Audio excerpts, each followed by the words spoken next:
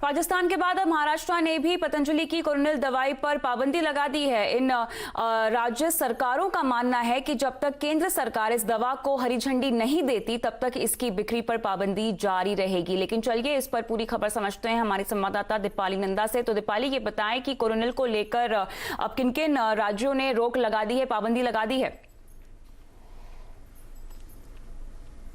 देखिए, जैसे ही आयुष मंत्रालय की तरफ से आपत्ति जताई गई थी कविता, उसके तुरंत बाद ही सबसे पहले राजस्थान ने पाबंदी लगाई थी कोरोनिल की बिक्री या फिर उसकी मार्केटिंग पर।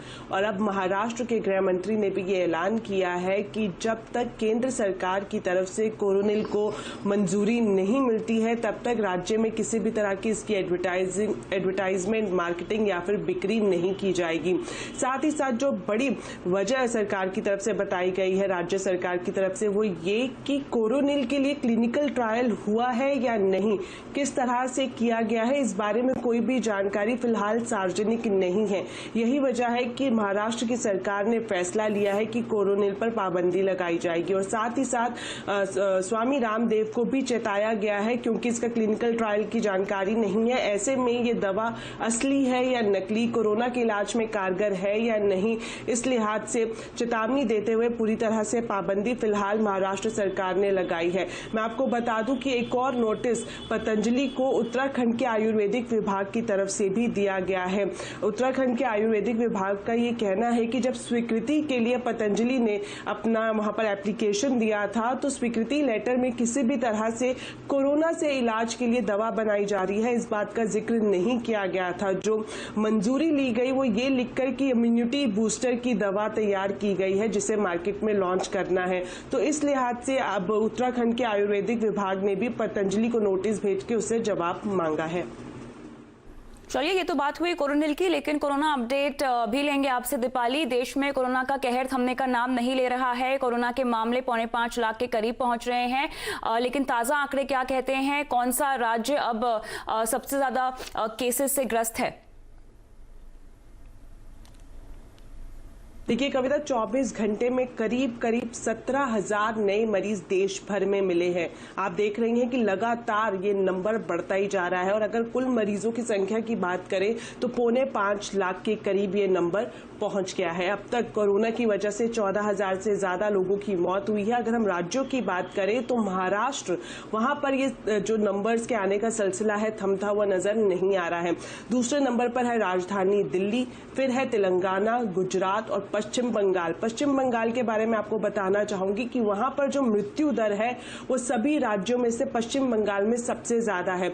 यही वजह है कि पश्चिम बंगाल ने 31 जुलाई तक लॉकडाउन बढ़ाने का फैसला भी कर लिया है। यहां पर कुछ ही देर पहले सरकार की तरफ से एक अहम जानकारी दी गई है। जिस तरह से हम जानते हैं कि दिल्ली में तो गृह मंत्री अमित शाह पूरी नजर बनाए हुए हैं और अब जो ज्वाइंट सेक्रेटरी है स्वास्थ्य मंत्रालय के, लव अग्रवाल, वो महाराष्ट्र, गुजरात और तेलंगाना का दौरा करने जा रहे हैं। एक बार फिर से वहां की राज्य सरकारों के साथ मिलकर स्ट्रैटेजी बनाई जाएगी कि किस तरह से इस बढ़ते हुए संख्या पर काबू पाया जाए।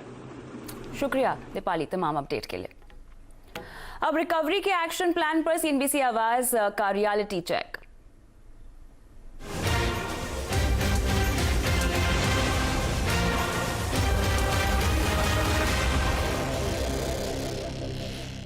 अनलॉक 1 के बाद रेडीमेड गारमेंट इंडस्ट्री रफ्तार पकड़ रही है। हालांकि एक्सपोर्ट के लिहाज से पीक सीजन खत्म हो रहा है और इसके बावजूद एमएसएमई अपैरल एक्सपोर्ट हाउस जी जोन से जुटे हैं ताकि विदेशी क्लाइंट्स के साथ साथ घरेलू मांग को भी यहां पूरा किया जा सके। नोएडा रेडीमेड गारमेंट क्लस्टर से देखिए हमारे संवाददाता आलोक प्रियदर्शी की ये खास रिपोर्ट। दुनिया के मशहूर फैशन ब्रांड्स जैसे कि United colours of Benetton, H&M, mark and Spencer जैसी बड़ी कंपनियों के ऑर्डर तैयार करने में कारीगर जी जान से जुटे हुए हैं। नोएडा का एक्सपोर्ट हाउस जहां ये ऑर्डर तैयार हो रहा है वहां जान और जहान दोनों बचाने की जद्दोजहद चल रही है, क्योंकि लॉकडाउन शुरू होने से पहले जिन इंपोर्टर्स ने ऑर्डर को होल्ड पर डालना या कैंसिल करना शुरू कर दिया था, अब करीब 30% ऑर्डर भेजने के लिए ग्रीन सिग्नल दे दिया है। अभी लोन की तो हमने कभी सोचा नहीं कि हम लोन लेंगे, तो कंपनी वो लोन उनके लिए बेसिकली जो बिल्कुल ही अपने फंड्स एग्जॉस्ट कर चुके हैं या बिल्कुल ख़त्म कर चुके हैं या बिल्कुल ही on the verge of closing down. We are not मतलब इन दैट लीग.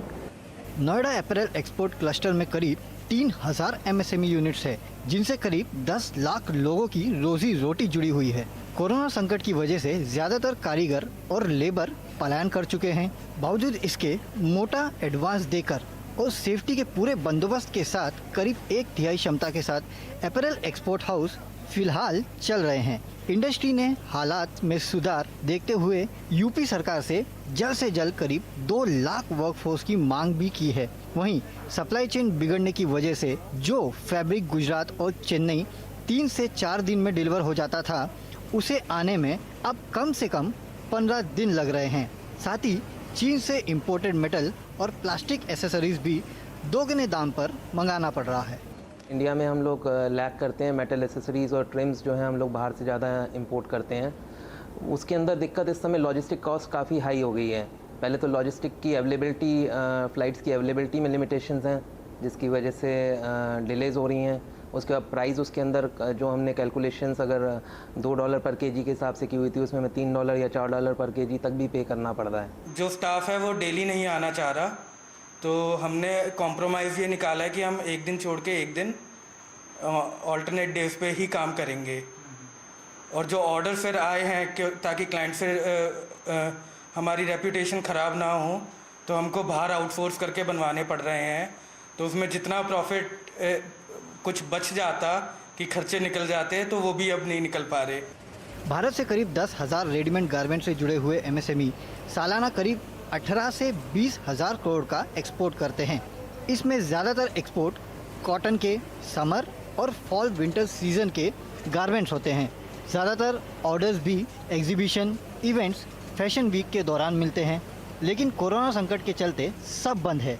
लॉकडाउन के चलते पीक सीजन हाथ से निकल गया है. ऐसे में एक्सपोर्ट हाउसेस का जोर प्रोडक्ट डाइवर्सिफिकेशन पर है, ताकि विंटर के भी कपड़े तैयार हों और धंधा पूरे साल चल सके. एक्सपोर्ट के लिहाज से रेडीमेड गारमेंट इंडस्ट्री के लिए अच्छी खबर है, क्योंकि दुनिया के उन देशों से एक बार फिर से डिमांड आनी शुरू हो गई है जिन्होंने मार्च में या तो ऑर्डर कैंसिल कर दिया था या फिर होल्ड कर दिया था. ये बात अलग है कि एक्सपोर्ट हाउसेस को बायर्स के साथ नए सिरे से नेगोशिएट करना पड़ रहा है, यानी उन्हें ज़्यादा डिस्काउंट ऑफर करना पड़ रहा है. लेकिन गनीमत है कि भले ही प्रोडक्शन हाउसेस अपने 100% कैपेसिटी में नहीं चल रहे हैं, लेकिन 30-40% कैपेसिटी में ही सही काम शुरू हो चुका है. आलोक प्रियदर्शी, CNBC आवाज़, नोएडा. आगे बढ़ते हैं. आपातकाल को लेकर देश का सियासी पारा चढ़ गया है. इसको लेकर बीजेपी और कांग्रेस में जुबानी जंग छिड़ गई है. आज प्रधानमंत्री मोदी ने आपातकाल पर एक ट्वीट किया. उन्होंने लिखा कि आज से ठीक 45 वर्ष पहले देश पर आपातकाल थोपा गया था. उस समय भारत के लोकतंत्र की रक्षा के लिए जिन लोगों ने संघर्ष किया, यातनाएं झेली, उन सबको शत शत नमन. प्रधानमंत्री मोदी ने आगे लिखा कि आपातकाल के खिलाफ लड़ने वालों के त्याग और बलिदान को देश कभी नहीं भूल पाएगा. वहीं गृह मंत्री अमित शाह ने आपातकाल को लेकर कांग्रेस पर तंज कसा. अमित शाह ने लिखा है कि एक परिवार ने सत्ता के लालच में देश में इमरजेंसी लगा दी. आज देश में लोकतंत्र है, लेकिन कांग्रेस में नहीं. अमित शाह ने कहा, कांग्रेस वर्किंग कमेटी की बैठक में कुछ नेताओं ने मुद्दे उठाए तो लोग चिल्ला पड़े. एक पार्टी प्रवक्ता को बिना सोचे समझे बर्खास्त कर दिया गया.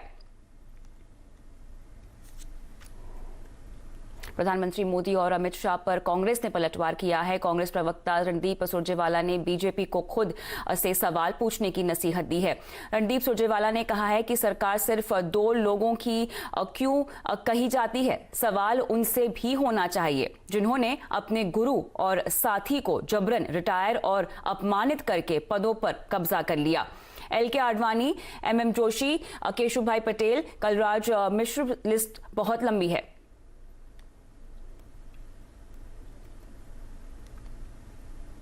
तो पहले कांग्रेस चीन और कोरोना के मसले पर बीजेपी पर हमले कर रही थी. अब बीजेपी इमरजेंसी और कांग्रेस की अंदरूनी राजनीति पर निशाना लगा रही है. आज आवाज अड्डा में हम इसी पर करेंगे बड़ी चर्चा शाम 5:57 पर.